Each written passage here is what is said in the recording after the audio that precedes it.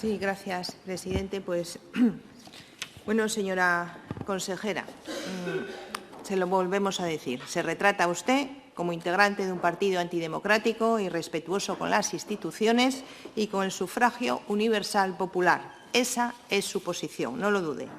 Los problemas de la sanidad asturiana, señora consejera, son numerosos y lo sabe. Los profesionales escasos, agobiados, agotados y enfrentados totalmente a las maniobras del SESPA. Pacientes en espera eterna por un servicio quirúrgico y de especialidades que nunca llega. Atención primaria con un planteamiento penoso. Planificación de la atención a los problemas de salud mental dramáticamente mala. Servicios de urgencia que no están a la altura y servicio de pediatría en caída libre. Va a ser su responsabilidad. De hecho, ya lo es.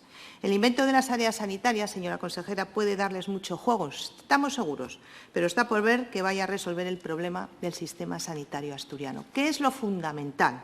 Mire, usted dice que el mapa sanitario, lo acaba de decir, que es un instrumento de gestión, que es un paraguas para una forma de gestionar, una herramienta para la gestión sanitaria.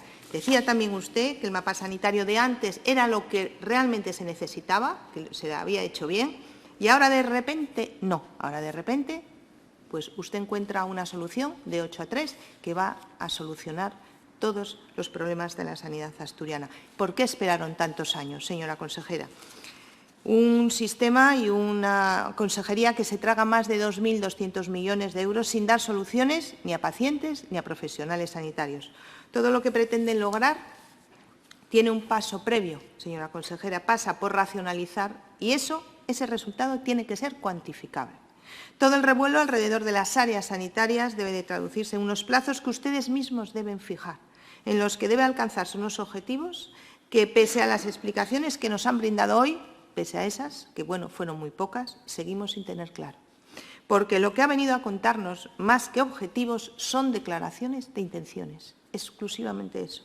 Véase lo que le preguntamos de los transportes, que va a preguntar o va a no sé qué nos dijo con el consejero. No, es que no tienen nada claro. Y esas pretensiones no traen la solución a los problemas, señora consejera, solo los dejan en una especie de limbo, ahí, que ese es el mismo sitio en el que se mantienen hasta ahora. Nos tememos que ni la atención primaria ni las listas de espera, tanto de especialistas como quirúrgicas, ni la atención a la salud mental van a experimentar el cambio drástico y urgente que necesitan.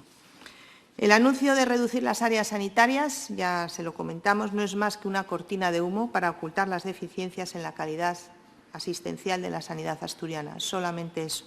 No resolverá las listas de espera, se lo volveremos a decir.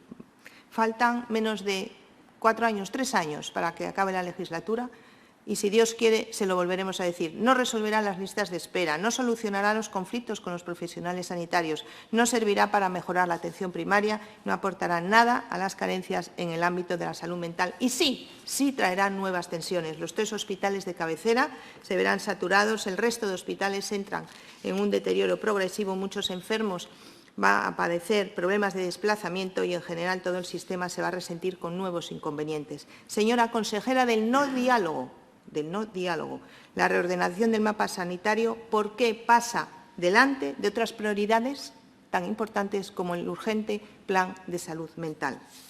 Porque que sepa, que ya lo sabe, que hay vidas en juego. Va a ser la responsable, su gestión es penosa, y va a ser la responsable de otra legislatura fallida en cuanto a los problemas que acucian a esos enfermos asturianos, tal y como lo fue el anterior consejero. Muchas gracias.